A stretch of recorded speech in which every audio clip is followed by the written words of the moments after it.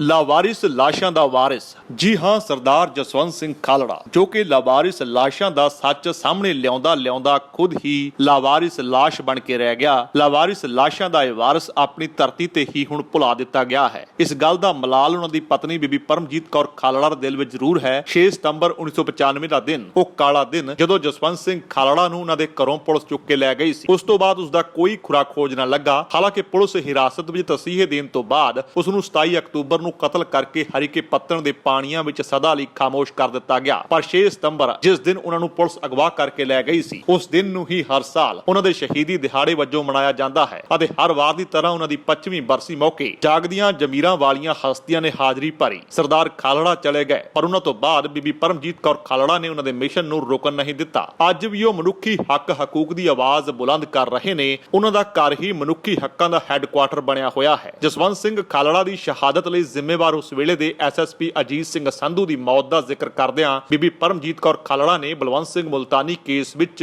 ਮੁਲਜ਼ਮ ਸੁਮੇਧ ਸੈਣੀ ਬਾਰੇ ਟਿੱਪਣੀ ਕੀਤੀ ਹੈ ਕਿ ਸੁਮੇਧ ਸੈਣੀ ਦਾ ਹਸ਼ਰ ਵੀ ਅਜੀਤ ਸਿੰਘ ਸੰਧੂ ਵਾਲਾ ਹੀ ਹੋਵੇਗਾ, ਉਹ ਵੀ ਖੁਦਕੁਸ਼ੀ ਕਰ ਸਕਦਾ ਹੈ। ਉਹਨਾਂ ਨੇ ਕਿਹਾ ਕਿ ਅੱਜ ਸਮੇਂ ਦੀਆਂ ਸਰਕਾਰਾਂ ਦੇ ਏਜੰਡੇ ਦੀ ਪੂਰਤੀ ਹਿੱਤ ਮਨੁੱਖੀ ਹੱਕਾਂ ਦਾ ਘਾਣ ਕਰਨ ਵਾਲੇ ਸਾਬਕਾ ਡੀਜੀਪੀ ਸੁਮੇਧ ਸੈਣੀ ਜਿਹੇ ਜ਼ਾਲਮ ਪੁਲਿਸ ਅਫਸਰਾਂ ਨੂੰ ਵੀ ਲਾਵਾਰਸਾਂ ਵਾਂਗੂ ਭਟਕਣਾ ਪੈ ਰਿਹਾ ਹੈ। ਉਹਨਾਂ ਨੇ ਕਿਹਾ ਕਿ ਭਾਈ ਖਾਲੜਾ ਦੇ ਕੇਸ ਵਿੱਚ ਅਜੀਤ ਸਿੰਘ ਸੰਧੂ ਨੂੰ ਜਦੋਂ ਅਦਾਲਤਾਂ ਖਾਸਕਰ ਹਾਈ ਕੋਰਟ ਵਿੱਚ ਪੇਸ਼ੀਆਂ ਭੁਗਤਣੀਆਂ ਪਈਆਂ ਤਾਂ ਡੂੰਘੇ ਮਾਨਸਿਕ ਤਣਾਅ ਵਿੱਚ ਚਲਾ ਗਿਆ ਸੀ, ਕਿਉਂਕਿ ਜੱਜ ਨੇ ਉਸ ਨੂੰ ਇੱਕ ਪੁਲਿਸ ਅਫਸਰ ਵਜੋਂ ਨਹੀਂ ਬਲਕਿ ਇੱਕ ਮੁਲਜ਼ਮ ਦੀ ਤਰ੍ਹਾਂ ਅਦਾਲਤ ਵਿੱਚ ਪੇਸ਼ ਹੋਣ ਦੀ ਤਾੜਨਾ ਕਰ ਦਿੱਤੀ ਸੀ। ਸ਼ਾਇਦ ਇਸੇ ਦਾ ਨਤੀਜਾ ਸੀ ਕਿ ਅਜੀਤ ਸਿੰਘ ਸੰਧੂ ਨੇ ਆਖਰਕਾਰ ਰੇਲ ਗੱਡੀ ਅੱਗੇ ਛਾਲ ਮਾਰ ਕੇ ਆਪਣੀ ਜਾਨ ਦੇ ਦਿੱਤੀ। ਬੀਬੀ ਖਾਲੜਾ ਨੇ ਕਿਹਾ ਕਿ ਲਗਭਗ ਇਹੋ ਜਿਹਾ ਹੀ ਹੁਣ ਸੁਮੇਧ ਸੈਣੀ ਦੇ ਨਾਲ ਵੀ ਵਾਪਰ ਰਿਹਾ ਹੈ। ਮੁਲਤਾਨੀ ਕੇਸ ਵਿੱਚ ਹੱਤਿਆ ਦੀ ਧਾਰਾ ਜੋੜਨ ਤੋਂ ਬਾਅਦ ਆਪਣੀ ਗ੍ਰਿਫਤਾਰੀ ਤੋਂ ਬਚਣ ਲਈ ਸੈਣੀ ਹੁਣ ਦਰ-ਦਰ ਦੀਆਂ ਠੋਕਰਾਂ ਖਾਂਦਾ ਨਜ਼ਰ ਆ ਰਿਹਾ ਹੈ। ਉਹਨਾਂ ਕਿਹਾ ਕਿ ਸੈਣੀ ਦੀ ਅਜੀਤ ਸਿੰਘ ਸੰਧੂ ਅਤੇ ਇਸ ਤਰ੍ਹਾਂ ਦੇ ਸਰਕਾਰੀ ਏਜੰਡੇ ਦੀ ਪੂਰਤੀ ਹਿੱਤ ਮਨੁੱਖੀ ਹੱਕਾਂ ਦਾ ਘੋਰ ਘਾਣ ਕਰਨ ਵਾਲੇ ਪੁਲਿਸ ਅਫਸਰਾਂ ਵਾਂਗ ਡੂੰਘੇ ਮਾਨਸਿਕ ਰੋਗ ਦਾ ਸ਼ਿਕਾਰ ਹੋ ਗਿਆ ਜਾਪ ਰਿਹਾ ਹੈ। ਅਜਿਹੇ ਵਿੱਚ ਸੰਭਵ ਹੈ ਕਿ ਸੈਣੀ ਵੀ ਸੰਧੂ ਵਾਂਗ ਖੁਦਕੁਸ਼ੀ ਕਰ ਲਵੇਗਾ ਜਾਂ ਫਿਰ ਉਸ ਨੂੰ ਆਪਣੀ ਬਾਕੀ ਦੀ ਜ਼ਿੰਦਗੀ ਸਲਾਖਾਂ ਪਿੱਛੇ ਕੱਟਣੀ ਪਵੇਗੀ। ਬੀਬੀ ਖਾਲੜਾ ਨੇ ਕਿਹਾ ਕਿ ਸਰਕਾਰ ਦੇ ਹਿੱਤਾਂ ਦੀ ਪੂਰਤੀ ਲਈ ਮਨੁੱਖਤਾ ਦਾ ਘਾਣ ਕਰਨ ਵਾਲੇ ਅਫਸਰਾਂ ਦੀ ਆਖਰ ਸੰਧੂ ਤੇ ਸੈਣੀ ਵਾਂਗ ਲਾਵਾਰਿਸ ਹੋ ਕੇ ਰਹਿ ਜਾਂਦੇ ਹਨ ਅਤੇ ਸਰਕਾਰਾਂ ਇਹਨਾਂ ਨੂੰ ਪੁੱਛਦੀਆਂ ਨਹੀਂ। ਇਸ ਕਰਕੇ ਪੁਲਿਸ ਅਫਸਰਾਂ ਨੂੰ ਇਸ ਤੋਂ ਸਬਕ ਲੈਣਾ ਚਾਹੀਦਾ ਹੈ। ਉਧਰ ਇਸ ਵਾਰ ਅੰਮ੍ਰਿਤਸਰ ਵਿਖੇ ਜਸਵੰਤ ਸਿੰਘ ਖਾਲੜਾ ਦੀ 25ਵੀਂ ਬਰਸੀ ਮਨਾਈ ਗਈ। ਉਹਨਾਂ ਦੀ ਯਾਦ ਵਿੱਚ ਅੰਮ੍ਰਿਤਸਰ ਕਬੀਰ ਪਾਰਕ ਸਥਿਤ ਗੁਰਦੁਆਰਾ ਸਾਹਿਬ 'ਚ ਪਾਠ ਦੇ ਭੋਗ ਪਾਏ ਗਏ। ਇਸ ਮੌਕੇ ਕਈ ਵੱਡੀਆਂ ਸ਼ਖਸੀਅਤਾਂ ਹਾਜ਼ਰ ਰਹੀਆਂ। ਦੇਖੋ ਜੀ, ਇੱਕ ਮੇਰੀ ਲਾਈਫ ਦਾ ਟਰਨਿੰਗ ਪੁਆਇੰਟ ਸੀਗਾ ਜਦੋਂ 6 ਸਤੰਬਰ 1995 ਨੂੰ। ਉਸ ਦਿਨ ਤਾਂ ਮੈਂ ਜੌਬ ਤੇ ਗਈ ਸੀ, ਪਰ ਉਸ ਤੋਂ ਬਾਅਦ ਮੇਰੀ ਜਿਹੜੀ ਲਾਈਫ ਆ ਉਹ ਇੱਕਦਮ ਬਦਲ ਗਈ। ਤੇ ਇਹ ਮਨੁੱਖੀ ਅਧਿਕਾਰਾਂ ਦਾ ਜਿਹੜਾ ਕੰਮ ਹੈ ਉਹ ਸਰਦਾਰ ਜਸਵੰਤ ਸਿੰਘ ਆਪਣੀ 20 ਸਾਲ ਦੀ ਉਮਰ ਤੋਂ ਕਰਦੇ ਆ ਰਹੇ ਸੀਗੇ। ਜਿਹੜਾ ਵੀ ਸਬਜੈਕਟ ਇਸ਼ੂ ਹੁੰਦਾ ਸੀਗਾ ਉਹਦੇ ਤੇ ਹੀ ਕੰਮ ਕਰਦੇ ਸੀਗੇ। ਤੇ ਕੁਦਰਤ ਨੇ ਉਹਨਾਂ ਨੂੰ ਇੱਕ ਮੌਕਾ ਦਿੱਤਾ ਹੈ ਬਈ ਸਿੱਖ ਸੰਘਰਸ਼ ਦੇ ਵਿੱਚ ਜੋ ਜ਼ੁਲਮ ਹੋਇਆ ਹੈ ਉਹਨੂੰ ਨੰਗਿਆਂ ਕਰਨ ਲਈ ਜਿਹੜਾ ਉਹਨਾਂ ਨੇ ਕੰਮ ਕੀਤਾ ਹੈ ਉਹ ਇੱਕ ਲਾਜਵਾਬ ਹੈ। ਇਤਿਹਾਸ ਦੇ ਪੰਨਿਆਂ ਦੇ ਉੱਤੇ ਹਮੇਸ਼ਾ ਜਿਹੜਾ ਰਹੂਗਾ। ਬਾਕੀ ਜਿਹੜੀ ਮੇਰੀ ਲਾਈਫ ਦੀ ਗੱਲ ਕਰਦੇ ਹੋ ਵੀ ਅਸੀਂ ਤੇ ਉਸੇ ਦਿਨ ਹੀ 6 ਸਤੰਬਰ ਤੋਂ ਲੈ ਕੇ ਅਸੀਂ 7-8 ਸਤੰਬਰ ਤੱਕ ਸੁਪਰੀਮ ਕੋਰਟ ਦੇ ਰਾਹ ਪੈ ਗਏ ਸੀਗੇ।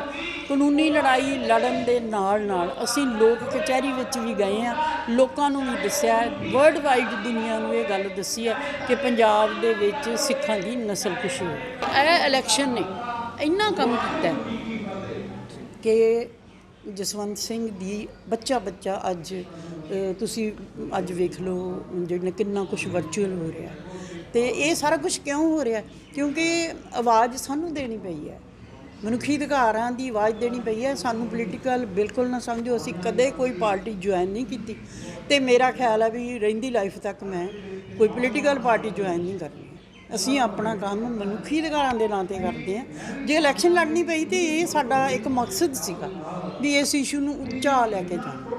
ਤੇ ਅੱਜ ਦੁਨੀਆ ਪੱਧਰ 'ਤੇ ਜਿਹੜੇ ਉੱਥੋਂ ਦੇ ਵੇਖੋ ਤੁਸੀਂ ਸਟੇਟ ਵਾਈਜ਼ ਕੈਨੇਡਾ ਅਮਰੀਕਾ ਦੇ ਵਿੱਚ ਉਹਨਾਂ ਨੇ ਇਹ ਸਾਰਾ ਕੁਝ ਕਰ ਲਿਆ ਤੇ ਮੇ ਵੀ ਅਗਲੇ ਸਾਲ ਕੋਈ ਉਹਨਾਂ ਦੀ ਪ੍ਰੋਫਾਈਲ ਬਣ ਰਹੀ ਹੈ। ਜਸਵੰਤ ਸਿੰਘ ਖਾਲੜਾ ਦੇ ਕੰਮਾਂ ਦੀ ਪ੍ਰੋਫਾਈਲ ਬਣ ਰਹੀ ਹੈ ਔਰ ਇਹ ਪ੍ਰੋਫਾਈਲ ਮੇਰਾ ਖਿਆਲ ਹੈ ਇਤਿਹਾਸ ਦੇ ਵਿੱਚ ਲੱਗੂਗੀ। ਤੇ ਸਾਡਾ ਕੋਈ ਪੋਲੀਟੀਕਲ ਮੋਟਿਵ ਹੀ ਨਹੀਂ ਹੈਗਾ। ਤੁਸੀਂ ਇਹਨੂੰ ਕਦੇ ਸੋਚੋ ਹੀ ਨਾ ਕਿ ਪੋਲੀਟੀਕਲ ਲੋਕ ਇੱਥੇ ਆਏ ਨਹੀਂ, ਅਸੀਂ ਪੋਲੀਟੀਕਲ ਲੋਕ ਬੁਲਾਏ ਨਹੀਂ। ਕਹਿ ਸਕਦੇ ਹਾਂ ਭਾਈ ਖਾਲੜਾ ਜੀ ਨੂੰ। ਸੋ ਇਸ ਲਈ ਅੱਜ ਸਾਰੇ ਇੱਥੇ ਅਸੀਂ ਪਹੁੰਚੇ ਆ, ਉਹਨਾਂ ਨੂੰ ਅੱਜ ਬਰਸੀ ਆ, ਉਹਨਾਂ ਨੂੰ ਸਜਦਾ ਕਰਨ। ਸਾਡੇ ਨਾਲ ਐਡਵੋਕੇਟ ਹਾਕਮ ਹਾਈ ਕੋਰਟ ਤੋਂ ਬਾਈ ਦੀਪ ਸਿੱਧੂ, ਬੰਬੇ ਤੋਂ ਐਕਟਰ ਬਾਈ ਦਲਜੀਤ ਕਲਸੀ ਐਕਟਰ, ਐਡਵੋਕੇਟ ਸਿਮਰਨ ਗਿੱਲ ਅਤੇ ਹੋਰ ਵੀ ਪਤਵੰਤੇ ਬਾਈ ਸੁਖਵਿੰਦਰ, ਗੁਰਚੇਤ ਚਿੱਤਰਕਾਰ ਸਾਰੇ ਪਹੁੰਚੇ ਨੇ। ਕਾਰਨ ਇਹ ਹੈ ਕਿ ਇੱਦਾਂ ਦੇ ਜਿਹਨੇ ਕੌਮ ਲਈ, ਜਿਹਨੇ ਪੰਜਾਬ ਲਈ ਇੱਦਾਂ ਦੀਆਂ ਸ਼ਹਾਦਤ ਦਿੱਤੀ ਹੋਵੇ, ਕਿਉਂਕਿ ਤਸੀਹੇ ਦੇ ਕੇ ਸਰਦਾਰ ਖਾਲੜਾ ਜੀ ਨੂੰ ਸ਼ਹੀਦ ਕੀਤਾ ਗਿਆ। ਸੋ ਇਹ ਇਦੋਂ ਵੱਡੀ ਕੁਰਬਾਨੀ ਮੈਂ ਨਹੀਂ ਸਮਝਦਾ ਕਿ ਪੰਜਾਬ ਦੇ ਵਿੱਚ ਕੋਈ ਕੁਰਬਾਨੀ ਹੋਵੇਗੀ। ਜੇ ਅਸੀਂ ਮਨੁੱਖੀ ਅਧਿਕਾਰਾਂ ਦੀ ਗੱਲ ਕਰੀਏ ਤਾਂ ਪੰਜਾਬ ਦੇ ਵਿੱਚ ਸਟਾਰਟਿੰਗ ਕਰਨ ਵਾਲੇ ਹੀ ਭਾਈ ਖਾਲੜਾ ਜੀ ਸਨ। ਸੋ ਇਸ ਲਈ ਅੱਜ ਇੱਥੇ ਪਹੁੰਚੇ ਹਾਂ ਅਤੇ ਸਰਕਾਰਾਂ ਨੂੰ ਵੀ ਇਹੀ ਬੇਨਤੀ ਹੈ ਤੁਹਾਡੇ ਚੈਨਲਾਂ ਦੇ ਮਾਧਿਅਮ ਰਾਹੀਂ ਕਿ ਬਣਦਾ ਮਾਣ ਸਤਿਕਾਰ ਸਰਦਾਰ ਜਸਵੰਤ ਸਿੰਘ ਖਾਲੜਾ ਨੂੰ ਦਿੱਤਾ ਜਾਵੇ। ਦੇਖੋ, ਮੈਂ ਪੰਜਾਬ ਮਨੁੱਖੀ ਅਧਿਕਾਰ ਸੰਗਠਨ ਜਿਹਦੇ ਚੇਅਰਮੈਨ ਹੈ ਜਸਟਿਸ ਜੀ ਸੇ ਬੈਂਸ ਹੈ, ਉਹਨਾਂ ਵੱਲੋਂ ਆਇਆ ਵਾਂ। ਸਾਡੀ ਸੰਸਥਾ ਜਿਹੜੀ ਹਮੇਸ਼ਾ ਹੀ ਜਸਵੰਤ ਸਿੰਘ ਖਾਲੜਾ ਜੀ ਨੂੰ ਹਮੇਸ਼ਾ ਹੀ ਜਿਹੜੀ ਉਹਨਾਂ ਨੂੰ ਸਲਾਮ ਕਰਦੀ ਰਹੀ, ਉਹਨਾਂ ਦੀ ਕੁਰਬਾਨੀ ਨੂੰ, ਉਹਨਾਂ ਦੀ ਸ਼ਖਸੀਅਤ ਨੂੰ। ਅਤੇ ਹਮੇਸ਼ਾ ਹੀ ਅਸੀਂ ਸ਼ੁਰੂ ਤੋਂ ਹੀ ਚਾਹੁੰਦੇ, ਕਿਉਂਕਿ ਜਸਵੰਤ ਸਿੰਘ ਖਾਲੜਾ ਜਿਹੜੇ ਆ ਸ਼੍ਰੋਮਣੀ ਅਕਾਲੀ ਦਲ ਦੇ ਮਨੁੱਖੀ ਅਧਿਕਾਰ ਵਿੰਗ ਦੇ ਜਨਰਲ ਸੈਕਟਰੀ ਸੀ। ਜਦੋਂ ਉਹਨਾਂ ਨੇ ਸਾਰਾ ਲਵਾਰਸ ਲਾਸ਼ਾਂ ਦਾ ਕੇਸ ਚੁੱਕਿਆ, ਝੂਠੇ ਮੁਕਾਬਲਿਆਂ ਵਾਲੇ ਕੇਸ ਚੁੱਕੇ, ਜਿਹੜੇ 92 ਤੱਕ ਜਿਹੜੇ ਹੈਗੇ, 84 ਤੋਂ 92 ਤੱਕ ਜਿਹੜਾ ਪੀਰੀਅਡ ਸੀ। ਪਰ ਬੜੀ ਸ਼ਰਮ ਦੀ ਗੱਲ ਹੈ ਵੀ ਨਾ ਤੇ ਅਕਾਲੀ ਦਲ ਬਾਦਲ ਵੱਲੋਂ ਅਤੇ ਨਾ ਹੀ ਜਿਹੜਾ ਵਾ ਕੋਈ ਸ਼੍ਰੋਮਣੀ ਕਮੇਟੀ ਵੱਲੋਂ ਉਹਨਾਂ ਨੂੰ ਅੱਜ ਤੱਕ 25 ਸਾਲਾਂ 'ਚ ਕੋਈ ਰਿਕਗਨਾਈਜ਼ ਕੀਤਾ। ਅਤੇ ਅੱਜ ਸਿਰਫ ਸਾਨੂੰ ਇੱਕ ਹੁਣੇ ਮੈਸੇਜ ਮਿਲਿਆ ਸ੍ਰੀ ਅਕਾਲ ਤਖਤ ਸਾਹਿਬ ਦੇ ਜਥੇਦਾਰ ਦਾ ਵੀ ਉਹਨਾਂ ਨੇ ਅੱਜ ਜਿਹੜਾ ਇਹ ਗੱਲ 'ਤੇ ਜਿਹੜੀ ਆਪਣੀ ਚੁੱਪੀ ਤੋੜੀ ਹੈ ਅਤੇ ਪਹਿਲੀ ਵਾਰੀ ਉਹਨਾਂ ਨੇ ਰੈਕੋਗਨਾਈਜ਼ ਸ੍ਰੀ ਅਕਾਲ ਤਖਤ ਸਾਹਿਬ ਵੱਲੋਂ ਜਿਹੜਾ ਵਾ ਜਸਵੰਤ ਸਿੰਘ ਖਾਲੜਾ ਦੀ ਸ਼ਹੀਦੀ ਨੂੰ ਜਿਹੜਾ ਰੈਕੋਗਨਾਈਜ਼ ਕੀਤਾ ਵਾ ਅਤੇ ਉਹਨਾਂ ਨੂੰ ਮਾਨਤਾ ਦਿੱਤੀ ਹੈ। ਪਰ ਅਸੀਂ ਇਹ ਸੋਚਦੇ ਵੀ ਆਪਾਂ ਨੂੰ ਇਹੋ ਜਿਹੀ ਸ਼ਖਸੀਅਤਾਂ ਦੀ ਕੋਈ ਮਾਨਤਾ ਦੀ ਲੋੜ ਨਹੀਂ ਹੁੰਦੀ। ਠੀਕ ਹੈ, ਇਹ ਆਪਣੇ ਆਪ 'ਚ ਇੱਕ ਹਿਸਟਰੀ ਹੈ। ਤੁਸੀਂ ਇਹ ਵੇਖੋ ਵੀ ਜੇ ਅਮਰੀਕਾ ਜਾਂ ਕੈਨੇਡਾ ਦੇ ਜਿਹੜੇ ਸ਼ਹਿਰ ਆ ਉਹਨਾਂ ਵਿੱਚ ਜਿਹੜੇ ਉਹ ਲੋਕ ਜਿਹੜੇ ਕਿ ਸਾਡੇ ਜਿਨ੍ਹਾਂ ਲਈ ਖਾਲੜਾ ਸਾਹਿਬ ਨੇ ਕੁਝ ਨਹੀਂ ਕੀਤਾ, ਉਹਨਾਂ ਨੇ ਇਹਨਾਂ ਨੂੰ ਰਿਕੋਗਨਾਈਜ਼ ਕੀਤਾ ਵਾ ਵੀ ਉਹ ਵਾਕਈ ਇਹਨਾਂ ਨੇ ਇਹਨਾਂ ਦੀ ਕੋਈ ਮਨੁੱਖਤਾ ਲਈ ਦੇਣ ਆ। ਅਸੀਂ ਖਾਲੜਾ ਸਾਹਿਬ ਦੀ 25ਵੀਂ ਬਰਸੀ 'ਤੇ ਆਏ ਹੋਏ ਹਾਂ ਅੰਮ੍ਰਿਤਸਰ, ਹਾਕਮ ਭਾਈ ਦੇ ਨਾਲ ਔਰ ਹੋਰ ਸਾਰੇ ਲੋਕ ਜਿਹੜੇ ਆਏ ਹੋਏ ਆ, ਅਤੇ ਆਪਾਂ ਖਾਲੜਾ ਸਾਹਿਬ ਦੀ ਬਰਸੀ 'ਤੇ ਅੱਜ ਪਹੁੰਚੇ ਹਾਂ ਇੱਥੇ ਅੰਮ੍ਰਿਤਸਰ। ਮੈਂ ਤਾਂ ਇੰਨਾ ਕਹਾਂਗਾ ਜੀ, ਹਾਲਾਤ ਜਿੱਦਾਂ ਪਹਿਲਾਂ ਸੀਗੇ ਜਦੋਂ ਖਾਲੜਾ ਸਾਹਿਬ ਦੇ ਟਾਈਮ ਸੀਗੇ, ਅੱਜ ਵੀ ਉਹੀ ਨੇ, ਬਸ ਨਾਮ ਬਦਲ ਗਏ ਨੇ। ਰਾਜ ਕਰਨ ਵਾਲੇ ਸੀਟਾਂ ਜਿਹੜੇ ਬੰਦੇ ਬੈਠੇ ਸੀਗੇ ਅੱਜ ਵੀ ਉਹੀ। ਜੋ ਡਾਕਟਰ ਕਫੀਲ ਦੇ ਨਾਲ ਹੁੰਦਾ, ਉਹ ਇੰਨੇ ਮਹੀਨੇ ਜੇਲ੍ਹ ਕੱਟ ਕੇ ਆਏ ਨੇ। ਕਸੂਰ ਕੀ ਹੈ ਕਿ ਬੱਚਿਆਂ ਦੀ ਜ਼ਿੰਦਗੀ ਬਚਾ ਰਹੇ ਸੀਗੇ, ਜਾਂ ਹੋਰ ਇੱਦਾਂ ਦੇ ਹੋਰ ਕਿੰਨੇ ਕਸ਼ਮੀਰ ਦੇ ਵਿੱਚ ਕੀ ਹੋ ਰਿਹਾ ਸਾਡੇ ਸਾਹਮਣੇ ਹੀ ਹੈ।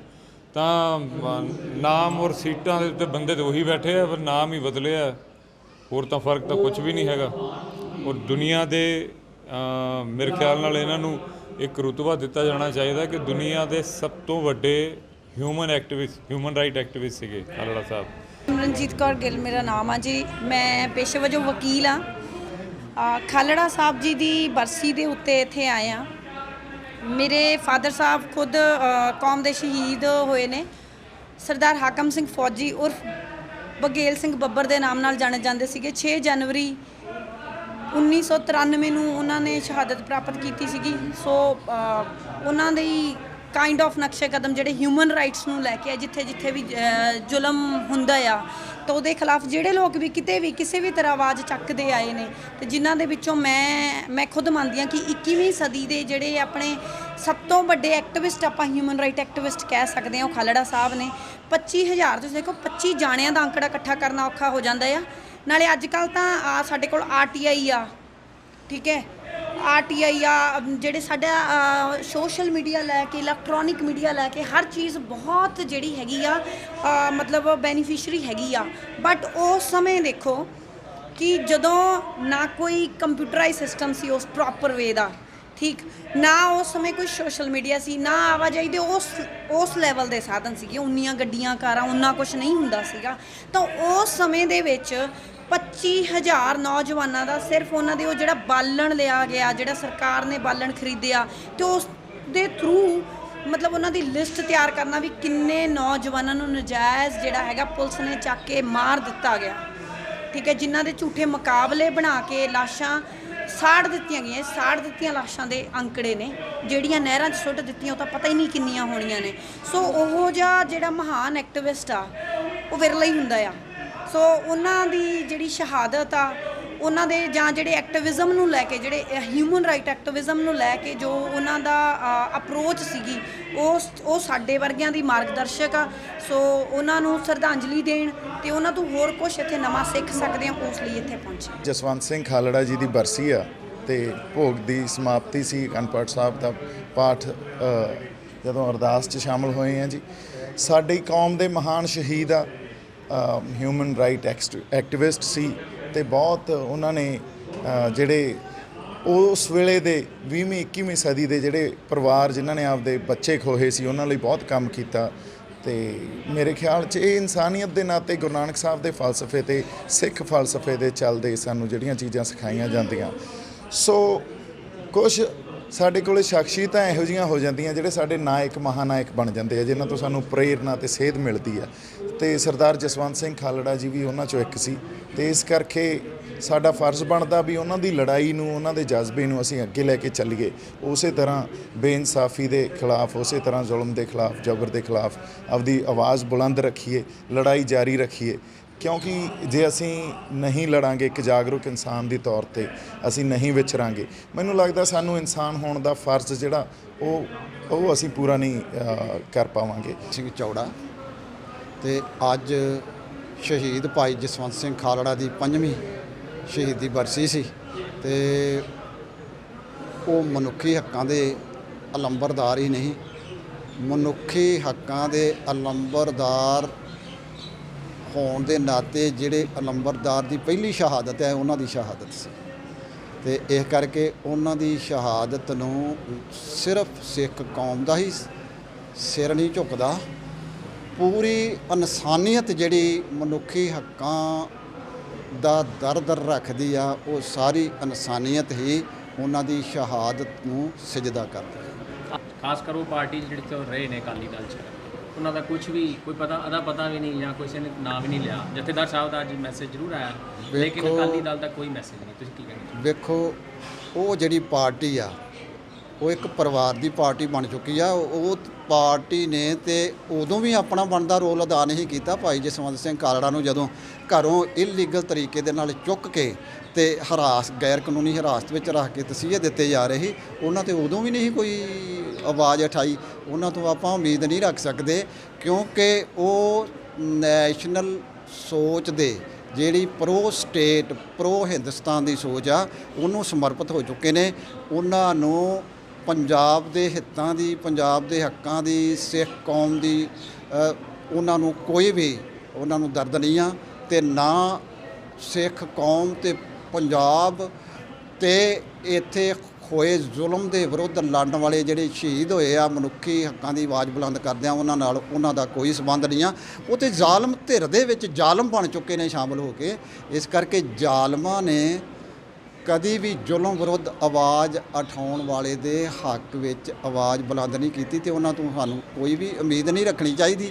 ਜ਼ਿਕਰਯੋਗ ਹੈ ਕਿ 6 ਸਤੰਬਰ 1995 ਨੂੰ ਜਸਵੰਤ ਸਿੰਘ ਖਾਲੜਾ ਨੂੰ ਪੁਲਿਸ ਨੇ ਸ਼ਹੀਦ ਕਰ ਦਿੱਤਾ ਸੀ। ਬੇਸ਼ੱਕ ਜ਼ਾਲਮਾਂ ਨੇ ਮਨੁੱਖੀ ਆਵਾਜ਼ ਨੂੰ ਦਬਾਉਣ ਦੀ ਪੂਰੀ ਕੋਸ਼ਿਸ਼ ਕੀਤੀ, ਪਰ ਅੱਜ ਭਾਈ ਖਾਲੜਾ ਵੱਲੋਂ ਨਿਕਲੀ ਮਨੁੱਖੀ ਹੱਕਾਂ ਦੀ ਆਵਾਜ਼ ਪੂਰੀ ਦੁਨੀਆ ਨੂੰ ਰੋਸ਼ਨ ਕਰ ਰਹੀ ਹੈ। ਪਰ ਇਸ ਤੋਂ ਵੱਡੀ ਤਰਾਸਦੀ ਕੀ ਹੋ ਸਕਦੀ ਹੈ ਕਿ ਉਹਨਾਂ ਦੇ ਸ਼ਹੀਦੀ ਦਿਹਾੜੇ ਮੌਕੇ ਪੰਜਾਬ ਵਿੱਚ ਜਿੱਥੇ ਉਹਨਾਂ ਨੇ ਆਪਣੀ ਜਾਨ ਦੀ ਪਰਵਾਹ ਕੀਤੇ ਬਿਨਾਂ ਮਨੁੱਖੀ ਹੱਕਾਂ ਲਈ ਲੜਾਈ ਲੜੀ, ਉੱਥੇ ਉਹਨਾਂ ਨੂੰ ਭੁੱਲ ਭੁਲਾ ਦਿੱਤਾ ਗਿਆ ਹੈ। ਕਿਸੇ ਵੀ ਤਰ੍ਹਾਂ ਦੀ ਰਸਮੀ ਜਾਂ ਸਿਆਸੀ ਸ਼ਰਧਾਂਜਲੀ ਦੀ ਘਾਟ ਇਸ ਦਿਹਾੜੇ ਰਟਕਦੀ ਹੈ, ਪਰ ਸਿਆਸਤਦਾਨਾਂ ਕੋਲ ਵਕਤ ਕਿੱਥੇ ਹੈ। ਉਹ ਸ਼੍ਰੋਮਣੀ ਅਕਾਲੀ ਦਲ ਨਾਲ ਜੁੜੇ ਰਹੇ, ਅਕਾਲੀ ਦਲ ਦੇ ਹਿਊਮਨ ਰਾਈਟ ਵਿੰਗ ਦੇ ਜਨਰਲ ਸਕੱਤਰ ਰਹੇ। ਸਰਦਾਰ ਖਾਲੜਾ ਦੀ ਸ਼ਹਾਦਤ ਦਾ ਉਹਨਾਂ ਨੇ ਕੀ ਮੁੱਲ ਪਾਇਆ, ਇਹ ਕਿਸੇ ਤੋਂ ਲੁਕਿਆ ਨਹੀਂ ਹੈ। ਪੱਤਰਕਾਰ ਅਤੇ ਸਿਆਸੀ ਮਾਹਿਰ ਗੁਰਬਚਨ ਸਿੰਘ ਦਾ ਕਹਿਣਾ ਹੈ ਕਿ ਹਿਊਮਨ ਰਾਈਟ ਦੇ ਇੱਕ ਸੈਮੀਨਾਰ ਵਿੱਚ ਉਹਨਾਂ ਦੀ ਜਸਵੰਤ ਸਿੰਘ ਖਾਲੜਾ ਨਾਲ ਮੁਲਾਕਾਤ ਹੋਈ ਸੀ। ਮੈਂ ਉਹਨਾਂ ਨੂੰ ਉਸ ਵੇਲੇ ਸਲਾਹ ਦਿੱਤੀ ਸੀ ਕਿ ਉਹ ਕੁਝ ਸਮਾਂ ਪੰਜਾਬ ਤੋਂ ਬਾਹਰ ਚਲੇ ਜਾਣ, ਹਾਲਾਤ ਸਾਜ਼ਗਾਰ ਹੋਣ ਦਾ ਇੰਤਜ਼ਾਰ ਕਰਨ। ਇੰਨੇ ਵਿੱਚ 31 ਅਗਸਤ 1995 ਨੂੰ ਤਤਕਾਲੀ ਮੁੱਖ ਮੰਤਰੀ ਬੇਅੰਤ ਸਿੰਘ ਵਾਲਾ ਕਤਲकांड ਵਾਪਰ ਗਿਆ ਅਤੇ 6 ਦਿਨ ਬਾਅਦ ਹੀ ਸਰਦਾਰ ਖਾਲੜਾ ਨੂੰ ਕਿਡਨੈਪ ਕਰ ਲਿਆ ਗਿਆ। ਅਗਲੇ ਹੀ ਦਿਨ ਜਲੰਧਰ ਵਿੱਚ ਅਕਾਲੀ ਦਲ ਦੀ ਵਰਕਿੰਗ ਕਮੇਟੀ ਦੀ ਮੀਟਿੰਗ ਸੀ,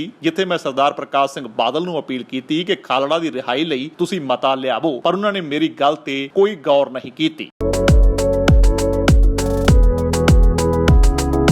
ਸਤਿ ਸ਼੍ਰੀ ਅਕਾਲ ਜੀ, ਮੇਰਾ ਨਾਮ ਗੁਰਜੀਤ ਸਿੰਘ ਹੈ and we are located in Khan Market, Delhi. We are a high-end electronic gadget store with IT and surveillance. We have a team of 35 dedicated people and we are authorized for more than 60 international brands, which includes Nespresso, Dyson, Devyale, Bose, Apple, Blue Air, Honeywell, to name few of our customers, big corporate houses, business people, industrialists, politicians, they are all our customers. ਸਾਡੇ ਕੋਲ 5000 ਤੋਂ ਜ਼ਿਆਦਾ satisfied customers ਹੈਗੇ ਨੇ। ਸਾਡੀ ਪੂਰੀ ਕੋਸ਼ਿਸ਼ ਹੈ ਕਿ ਮੈਂ ਔਰ ਮੇਰੀ ਟੀਮ ਇਹਨਾਂ ਸਾਰਿਆਂ ਨੂੰ ਬਹੁਤ ਹੀ ਵਧੀਆ ਇੰਡੀਆ ਦੇ ਅੰਦਰ ਬੈਸਟ ਟੂ ਬੈਸਟ ਪ੍ਰੋਡਕਟਸ ਔਰ best to best services provide ਕਰ ਸਕੀਏ। ਜੇਕਰ ਤੁਹਾਨੂੰ ਸਾਡਾ ਇਹ ਉਪਰਾਲਾ ਚੰਗਾ ਲੱਗਾ ਹੈ ਤਾਂ ਇਸ ਨੂੰ ਲਾਈਕ ਕਰੋ, ਸ਼ੇਅਰ ਕਰੋ ਅਤੇ ਸਾਡੇ YouTube ਚੈਨਲ ਨੂੰ ਸਬਸਕ੍ਰਾਈਬ ਕਰੋ।